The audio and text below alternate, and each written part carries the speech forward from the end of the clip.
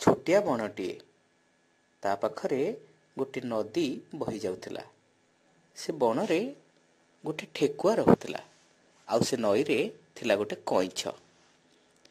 କଇଁଛ ଓ ଠେକୁଆ ସାଥୀ ହୋଇ ଚଳୁଥିଲେ। କଇଁଛ ତ ଖୁବ୍ ଧୀରେ ଧୀରେ ଚାଲେ। ଦିନେ ତା ଚାଲି ଦେଖି ଠେକୁଆ ତାକୁ ପରିହାସ କରି କହିଲା, ସଙ୍ଗାତ, ଭାରି ଚଞ୍ଚାଳ ତ ଚାଲୁଛ।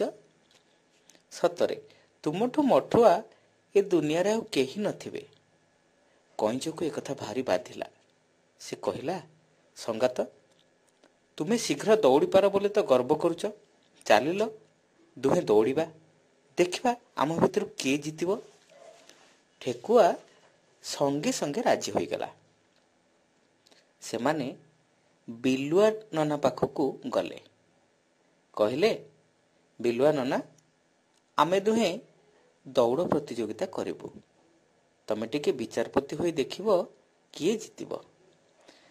ବିଲୁଆ ଏଥିରେ ହଁ ଭରିଲା। ଠେକୁଆ ଆଉ କଇଁଛ ଦୁହେଁ ଦୌଡ଼ ଆରମ୍ଭ କଲେ। ଠେକୁଆ ଆଗ ଖୁବ୍ ଜୋରରେ ଦୌଡ଼ି ପଳାଇଲା। ଖଣ୍ଡେ ବାଟ ଯାଇ ପଛକୁ ଚାହିଁ ଦେଖିଲା କଇଁଛ କାହିଁ କେତେ ପଛରେ ପଡ଼ିଛି। ସେ ଜୋରରେ ଦୌଡ଼ି ହାଲିଆ ହୋଇଯାଇଥିଲା। ତେଣୁ ଭାବିଲା, କଇଁଛ ତ ଏତେ ଦୂରରେ ଅଛି, ଏ ଗଛ ମୂଳେ ଟିକେ ବିଶ୍ରାମ ନେଇଯିବା। ତେଣୁ ସେ ଗୋଟିଏ ଛୋଟିଆ ବୁଦା ଗଛ ମୂଳକୁ ଯାଇ ଆରାମରେ ଶୋଇ ପଡ଼ିଲା। ଟିକେ ଶୋଉ ଶୋଉ ନିଘୋଡ଼ ନିଦରେ ଶୋଇପଡ଼ିଲା।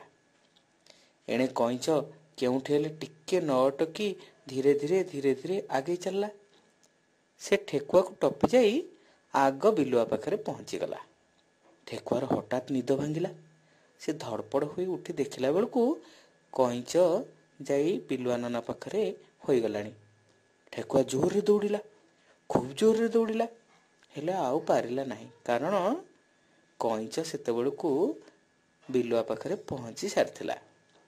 ବିଲୁଆ କହିଲା, ଏ ପ୍ରତିଯୋଗିତାରେ କଇଁଛ ଜିତିଲା, ଠେକୁଆ ହାରିଲା।